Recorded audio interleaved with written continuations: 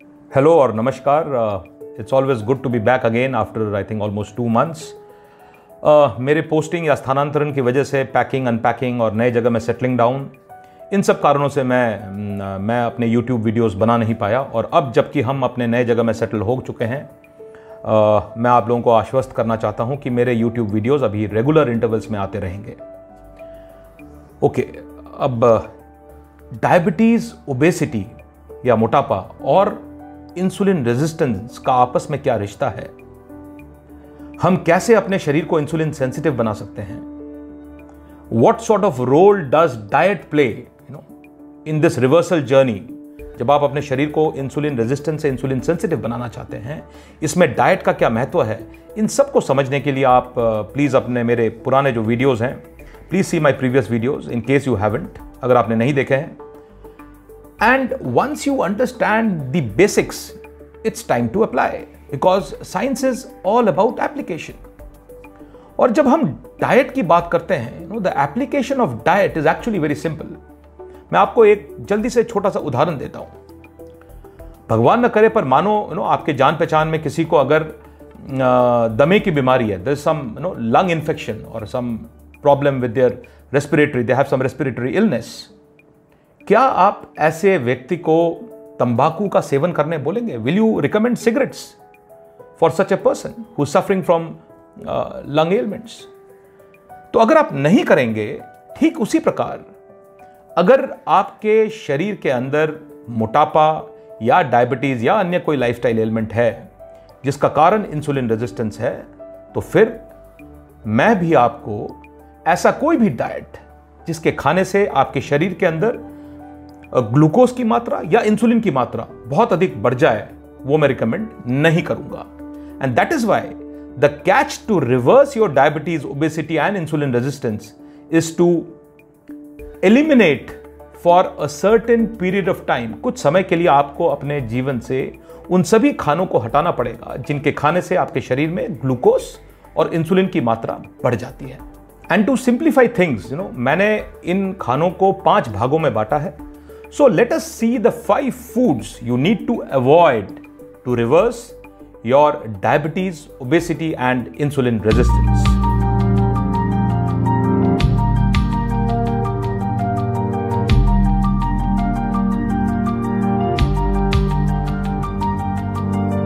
First of these food products, और ये आप में से अधिकतर लोग ऑलरेडी इसको अपने जिंदगी में आप अप्लाई कर चुके हैं, वो है मीठा, sweets and sweet products.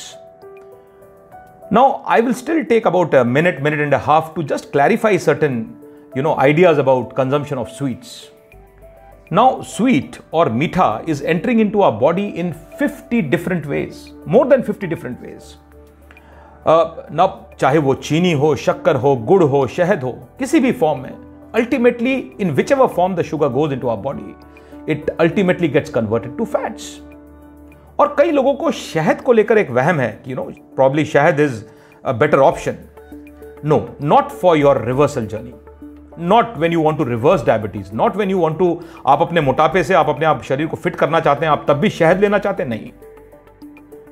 तो शहद को जब आप चीनी के साथ कंपेयर करते हैं तो there is a marginal difference when it comes to sugar, table sugar, it is 50% fructose, 50% glucose. We all know it.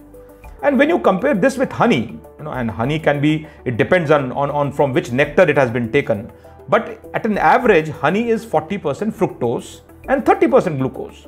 So hardly any difference. You also need to refrain from all artificial sweeteners. कि जो भी ये artificial sweeteners आते हैं जिसके ऊपर sugar के नीचे फ्री वर्ड लिख दिया है, या नो शुगर, शुगर फ्री, आपने वो सब भी अवॉइड करना है, क्योंकि उनके कंजम्पशन से भी आपके शरीर के अंदर इंसुलिन की मात्रा बहुत अधिक बढ़ जाती है। So no artificial sweeteners. और चूंकि अधिकतर लोग आजकल शुगर्स के प्रति जागरूक हो गए हैं, तो food companies have also become smart. They have started using labels like sugar free और no added sugars. But be very very conscious and do not fall into such traps. No sugars, no sugar derivatives, no sugar alternatives. You need to keep the sugars in which ever form away. और इस पे मैं एक separate video बनाऊंगा, because sugar alternatives, sugar variations, कौन से sugars ठीक है आर्टिफिशियल और नेचुरल स्वीटनेस में, इन सब पे भी आप लोगों को पता होना जरूरी है. But as of now no sugars and no sugar products. The second food product which you need to avoid, जो दूसरा खाना आपने अपने जीवन से फिलहाल के लिए हटाना है, वो है starch heavy staple foods. Or staple foods क्यों? क्योंकि स्टार्च बहुत सारे खानों में है और अगर आप उन सबको अवॉइड करेंगे तो बहुत अच्छी बात है. पर 3 स्टेपल फूड्स आपने बिल्कुल फिलहाल के लिए अपने खाने के प्लेट में से हटाना है. और वो 3 स्टेपल फूड्स जिसमें स्टार्च की मात्रा बहुत ज्यादा है, वो है आपका गेहूं, व्हीट, आलू, पोटैटो, और तीसरा राइस, चावल. अब चाहे वो व्हाइट राइस हो या ब्राउन राइस हो, दोनों में अंतर कुछ भी नहीं है. तीनों, गेहूं, आलू, चावल, तीनों का ग्लाइसेमिक इंडेक्स बहुत ज्यादा है, 70 से ऊपर है. When it comes to say comparison between white rice and brown rice, और कई लोगों को लगता है कि शायद ब्राउन राइस खाना बहुत हेल्दी है. It may be a healthier option when compared to white rice, but right now we are not discussing which is a healthier option. We are right now discussing किन चीजों को हटाने से आप अपने ओबेसिटी, डायबिटीज और insulin resistance को reverse कर पाएंगे, कैसे आप अपने दवाइयों को छोड़ पाएंगे. उसके लिए जब आप कंपेयर करते हैं तो दोनों में से कोई भी अच्छा नहीं है. व्हाइट राइस का ग्लाइसेमिक इंडेक्स 75, 78 ऐसा कुछ है, और ब्राउन राइस का ग्लाइसेमिक इंडेक्स 68 से लेकर 72 के बीच में है. तो there is hardly any difference. So no rice, no white rice, no brown rice.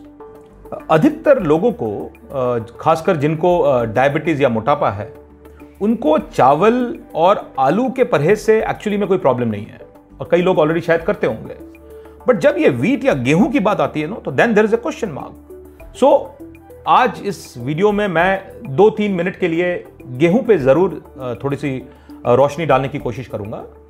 पर जब हम स्टार्च की बात करते हैं, चाहे वो राइस स्टार्च हो, पोटैटो स्टार्च हो या व्हीट स्टार्च हो, whichever starch, when you look at its biomolecular structure and the biochemical response it generates in our body, it is something very very similar. और स्टार्च के अंदर there are 2 types of polysaccharides. Poly means बहुत और saccharides means sugar. So it has got about 20% amylose and 80% amylopectin. And these amylopectins are the ones that raises your triglycerides, raises your HDL, it raises your blood sugars.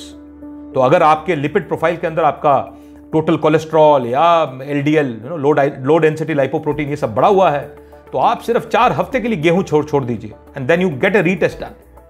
Start believing in yourself, start believing in the biochemistry and the biomolecular reaction that is happening inside your body. You don't have to believe anybody. But if you're really keen, there are certain books that I'm going to recommend. You must read them. The first book is by a famous American cardiologist. It's called The Wheat Belly, and the name of the cardiologist is Dr. William Davis. And the second book is Grain Brain. This is by a neurologist, Dr. David Perlmutter. तो ये दोनों किताबें आप जरूर पढ़ें, और इनके अंदर उन्होंने काफी रिसर्च करने के बाद अपने तथ्य रखे हैं कि कैसे आज से 70 साल पहले इन 1950s का जो गेहूं था और आज के गेहूं में जमीन आसमान का अंतर है. Now the hybrid variety of wheat which came into after the green revolution, and obviously the reason for the green revolution was very clear. They wanted something which is better growing and commercially more viable, जिसकी उत्पादन ज्यादा हो. और ये hybrid या cross breeding के चक्कर में कुछ एक ऐसे कंपाउंड आज के गेहूं में आ गए हैं जो कि एंटायरली ह्यूमन फ्रेंडली नहीं है. You must Google about a toxin called sodium azide. आप उसको गूगल करें और देखें कि सोडियम एजाइड जो कि गेहूं में है वो एक टॉक्सिन है, और वो शरीर को किस प्रकार से खराब कर रहा है, कैसे वो आपके अंतड़ियों को या इंटेस्टिनल हेल्थ को खराब कर रहा है. It's creating inflammation in your intestines. इसके अलावा there is something which is generally known to most of you, and that is gluten. तो गेहूं के अंदर, व्हीट के अंदर there is a protein called gluten which comprises of glutenin and gliadin, और पानी डालने के बाद जब वो दोनों मिक्स होता है देन इट बिकम्स ग्लूटेन.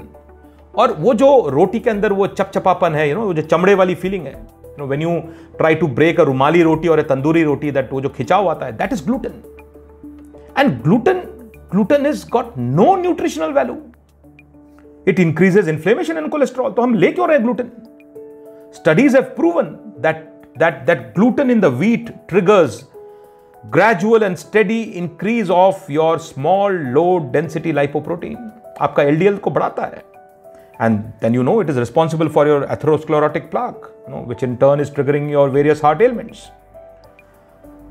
इसलिए कई ब्रांड्स आजकल अपने प्रोडक्ट्स में ग्लूटेन फ्री शब्द का इस्तेमाल करने लग गए हैं, because people have become more conscious, they want to avoid gluten. So stop starch heavy staple foods, like these rice, potato and wheat. कम से कम इन तीन को तो आप फिलहाल के लिए अपने डाइट प्लेट से हटाइए।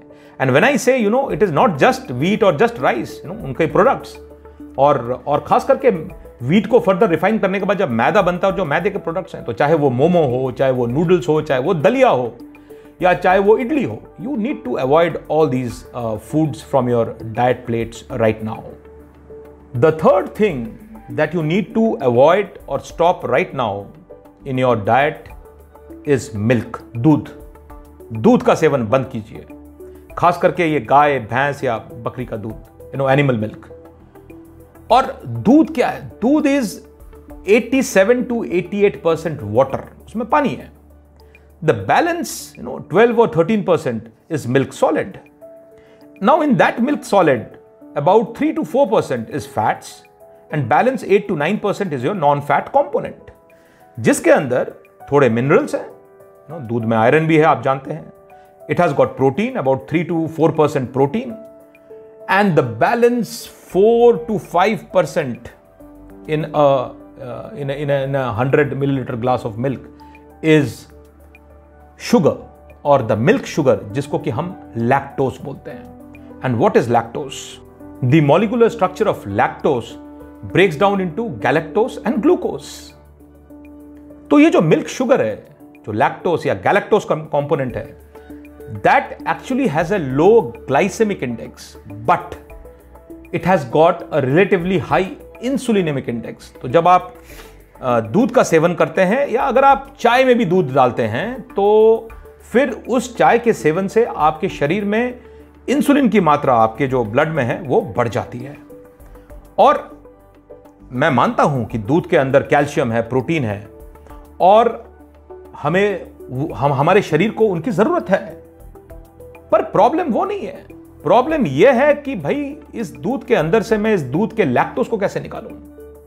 तो एक तरीका है जिससे कि हम उसको कम कर सकते हैं, और वो है दूध के अन्य पदार्थों के सेवन से। The moment we are trying to convert the same milk into curd, the amount of lactose is becoming very, very negligible.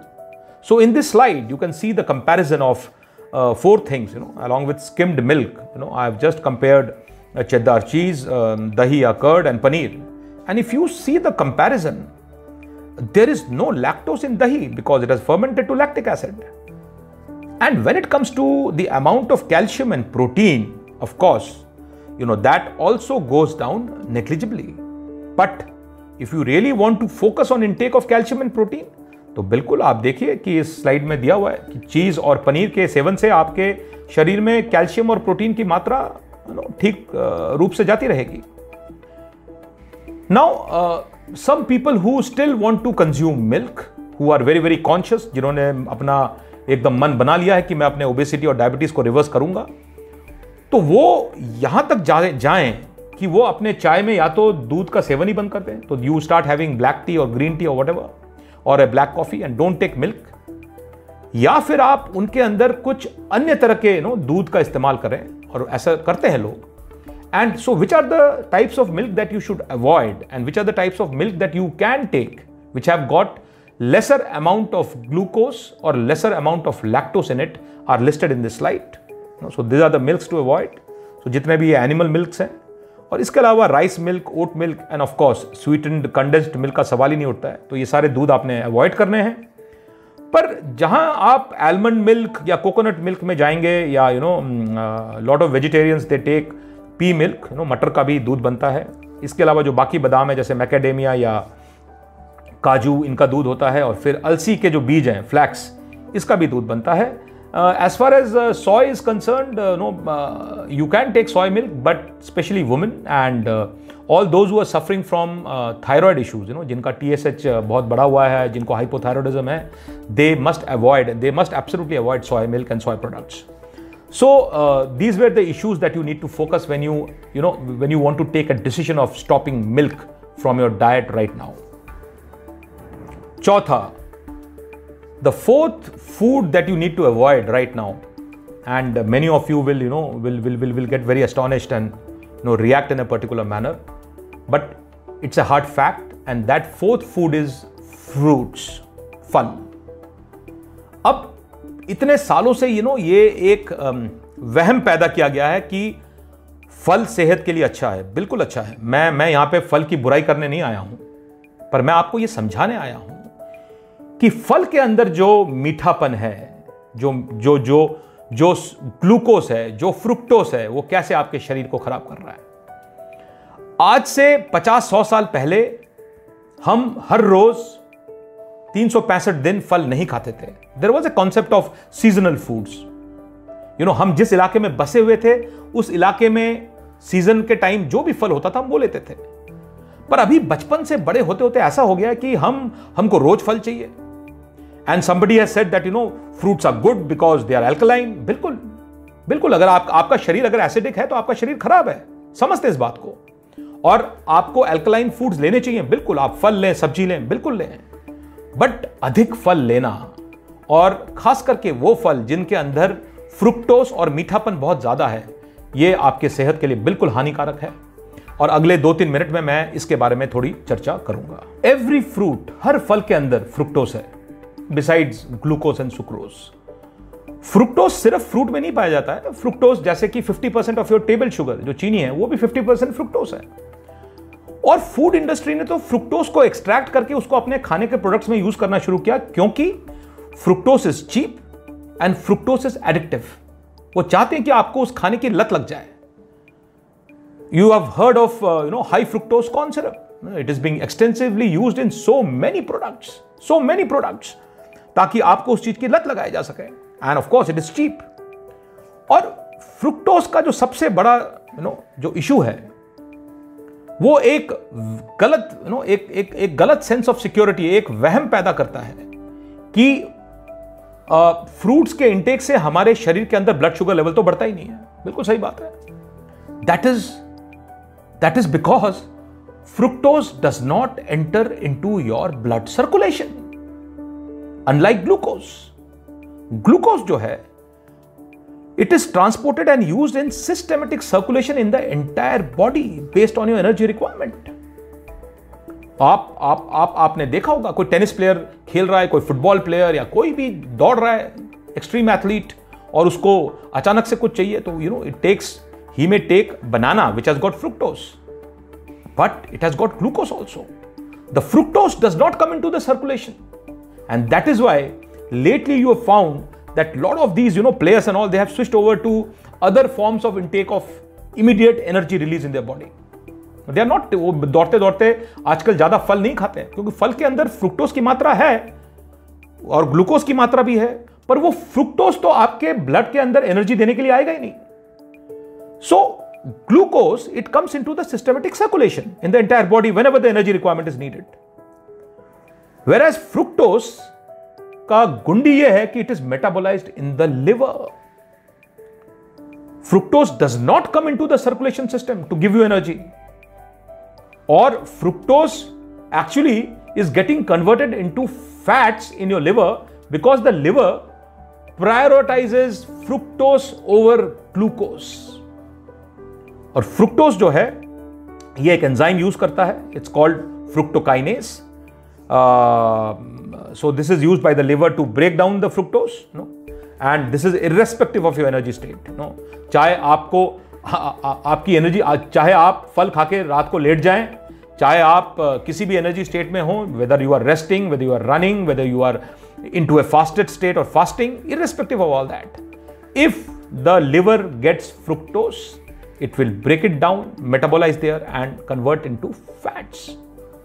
De novo lipogenesis, हमने इसके बारे में चर्चा की है.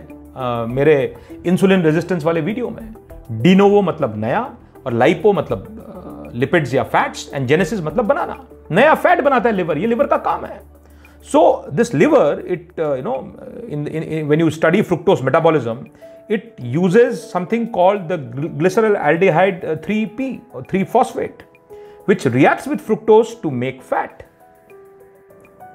और पिछले 6-8 सालों में जो मेडिकल रिसर्च हुआ है फ्रुक्टोज के ऊपर, and these are very well documented, अगर आप उनकी स्टडी करें तो ये बड़े क्लियरली 7 या 8 major lifestyle elements list out करते हैं जिनको बढ़ावा मिल रहा है हाई फ्रुक्टोज इंटेक से।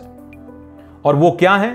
It is increase of your uric acid, increase of LDLs और low density lipoproteins and triglycerides. It increases the chances of fatty liver and fatty tongue. बिल्कुल fatty liver के अलावा फैट आपके टंग में भी deposit होता है, और अगर आपको फैटी टंग है तो आपको स्लीप एपनिया होता है। रुक रुक के सांस आती है, तो आपके खर्राटे जो है बड़े रुक रुक के आते हैं, that is sleep apnea. It spoils your gut health, आपका इंटेस्टिनल हेल्थ जो है वो खराब होता है। खास करके आपका लार्ज इंटेस्टाइन्स में कुछ एक ऐसे बैड गट बैक्टीरिया हैं जिनको फ्रुक्टोज अच्छा लगता है, और अगर आप ज़्यादा फ्रुक्टोज लेंगे तो उनकी संख्या बढ़ जाती है। It create something called leptin resistance. मैंने ग्रेलिन और लेप्टिन के बारे में अपने इंसुलिन रेजिस्टेंस और शायद फास्टिंग के वीडियो में भी बात किया था। एक से आपको भूख लगती है, दूसरे हार्मोन से आपका भूख जो है वो कम होता है। तो अगर आपको लेप्टिन रेजिस्टेंस है तो आपको सही समय पे वो सिग्नल नहीं मिलता है कि भाई मेरे को अभी और खाना नहीं चाहिए। इसके अलावा the study also lists out something called glycation and increased production of AGE और advanced glycated end products. Basically it is nothing but fructose जो है वो हमारे सेल्स और हमारे जो टिश्यूज है उसको ग्लाइकेट कर रहा है। जैसे लोहे के रॉड के ऊपर जंग लगती है, वैसे हमारे इन सेल्स और टिश्यूज के ऊपर चीनी चिपक के they are glycating. So these have been all listed out. तो अगर आपको ये सारे लाइफस्टाइल एलिमेंट से आपको निजात पाना है तो आपको फ्रुक्टोज अपने डाइट में कम करना है। अगर आप डायबिटिक हैं, अगर आप मोटे हैं और अगर आपको इंसुलिन रेजिस्टेंस है तो बिल्कुल आपको अभी तुरंत इसी वक्त से हर तरह के फ्रूट्स छोड़ने हैं। अब कौन से फ्रूट्स में चीनी कम है, उन फ्रूट्स का सेवन हम क्या करें, कब करें, that all can be discussed later on, कि स्ट्रॉबेरीज और क्रैनबेरीज खाने चाहिए या हमें कीवी लेना चाहिए या पपीता भी लेना चाहिए या नहीं लेना चाहिए।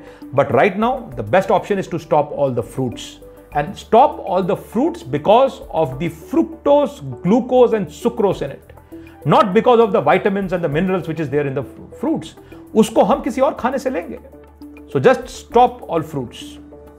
पांचवा, the fifth food item and the last food item that I am listing out today that you need to avoid, और इसको भी सुनकर कई लोग चौंकेंगे, वो है दाल। Yes, lentils and legumes। अब lentils and legumes या दाल पे जो मेरे व्यूज हैं वो 50-50 है, और मेरा पर्सनल एक्सपीरियंस मेरे हेल्थ ग्रुप के अंदर जो मैं उन मेंबर्स के साथ डील करता हूं जिनका इंसुलिन रेजिस्टेंस बहुत ज्यादा है, जब उनको मैं कुछ समय के लिए दाल खाने से भी वंचित करता हूं तो मैं देखता हूं कि उनके रिजल्ट्स बहुत अच्छे आते हैं। अब दाल का क्या है? Dal, we all know it is very high in calcium and other minerals and proteins and iron, fine. और यह भी हकीकत है कि दाल का ग्लाइसेमिक इंडेक्स कम है। आप कोई भी दाल ले लें, और अगर आप ये वाला स्लाइड देखें, इस स्लाइड में मैंने 8 किस्म के दाल का कंपैरिजन दिया है, तो इन सब का ग्लाइसेमिक इंडेक्स 35 से कम है। काबुली चने का 35 है और बाकी आप सब देख रहे हैं 30, 25, 20, ये इनका ग्लाइसेमिक इंडेक्स है। पर इन सभी का ग्लाइसेमिक लोड ज्यादा है, और ग्लाइसेमिक लोड को कैलकुलेशन करने के लिए कार्बोहाइड्रेट को इक्वेशन में आना पड़ता है। और कार्बोहाइड्रेट जो कि मैंने अलग से हाईलाइट किया हुआ है, अगर आप देखें तो हर एक का 55-60 से ऊपर है। I have also listed out the protein, iron, phosphorus and calcium, the other 4 important macro stroke micro or trace minerals, which is important. But the issue is only and only of the carbohydrates. And in this, if you see, soyabean and mutton, which is in the extreme right, वहां पे इनके carbohydrate content कम है, तो इनका glycaemic load भी कम है और इनका ग्लाइसेमिक इंडेक्स भी कम है। पर अगर आप seriously you are interested in a quick reversal, in a time bound reversal of your ailments, you must leave all the dal, and once you have reversed, you left all your medicine, आपका weight कम हो गया है, आपके body के internal और external दोनों parameters काफ़ी बैलेंस्ड हो गए हैं, जो कि हमेशा बोलता हूँ ना, इम्बैलेंस से आप बैलेंस होने की कोशिश कर रहे हैं। उसके बाद आप मेंटेनेंस और रिकैलिब्रेटेड डाइट प्लान में कैसे जाएंगे, कौन कौन से दाल आपको खाने चाहिए, वो सब बात की बात है। बट फिलहाल यू मस्ट कंसिडर लिविंग और omitting dal also from your diet plate. Now, it's a fact that while we are trying to avoid these 5 types of foods that I have listed out, हम इनको avoid कर रहे हैं क्योंकि इन खानों के अंदर ग्लूकोज की मात्रा ज़्यादा है। इनके खाने से मेरे शरीर के अंदर ग्लूकोज और इंसुलिन दोनों की मात्रा बढ़ रही है। तो अगर हम इस कारण से इन खानों को अवॉइड कर रहे हैं, it's a fact that because of avoiding this foods we are also losing out on the balanced nutrition that these foods give us, and hence it will be very, very sensible to make up for the nutritional deficiency that may occur due to avoiding these foods. And hence you should be very, very conscious that to maintain your energy levels and to maintain your nutritional balance, you take adequate amount of vegetables, seeds, nuts, other dairy products, as discussed earlier, other food sources like say eggs, fish and mushroom, तो आपका खाना सही होना चाहिए। Lastly, I do understand, that most of you are going to react कि भाई अगर हम दाल भी ना खाएं, चावल भी ना खाएं, रोटी भी ना खाएं तो खाएं क्या? But believe me, just because हम इतने सालों से हम ये सब खाते आ रहे हैं, these are our staple food, it does not mean that you cannot eat without them. मैं कुछ एक फोटोज शेयर कर रहा हूँ, आप देखें इनको। ये इनमें से कुछ एक प्लेट्स मेरे खुद के प्लेट्स हैं अर्ली 2018 के, और कुछ एक प्लेट्स मेरे हेल्थ ग्रुप के बाकी मेंबर्स के हैं, and I am just sharing few of them. So please understand कि भाई दाल और चना भी आपके प्लेट में आएगा एक दिन, अभी नहीं।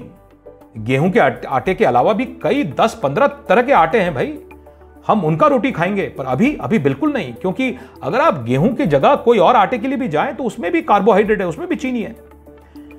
सो all that will come later, but अभी नहीं भाई, not now. Now you should focus only and only on reversing your health, that should be your focus, and you need to have absolutely visible and tangible results. मैं सबको बोलता हूं कि आपको अगर दिल्ली से कलकत्ता जाना है तो आप गलत रास्ता पकड़ के आप दिल्ली से बॉम्बे की तरफ निकल गए और फिर 6 घंटे चलने के बाद बोलते अरे मैं तो कहां जा रहा हूं, मेरे को तो कलकत्ता उधर छूट गया, फिर आप हताश हो जाएंगे। So please be in the right direction, you should be able to see tangible results, और उसके लिए आपका फोकस बहुत जरूरी है। तो focus right now is not कि मैं रोटी नहीं है तो क्या खाऊं, फोकस ये होना चाहिए कि भाई अगर रोटी छोड़ने से मेरा हेल्थ ठीक हो सकता है, और हेल्थ कौन ठीक करेगा, आप खुद ठीक करोगे।